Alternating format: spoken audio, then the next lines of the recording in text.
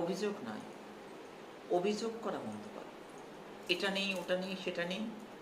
অভিযোগ তোমায় দুর্যোগে নিয়ে যাবে।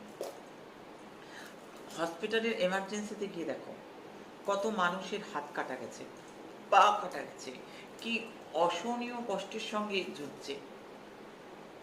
তার থেকে তুমি অনেক ভালো আছো, ঈশ্বর তোমাকে অনেক ভালো রেখেছেন। তার জন্য আবার প্রকট করো। যে মেয়েটার মুখটা বাল্ব দিয়ে পুড়িয়ে দেওয়া হয়েছে, তার থেকে তুমি অনেক ভালো আছো, তার থেকে তুমি কত সুন্দর আছো। তার জন্য প্রত্যেকদিন আবার প্রকট করো, প্রশংসা করো, ঈশ্বরকে থ্যাংক ইউ দাও। সন্তুষ্টির সমান ধন নেই।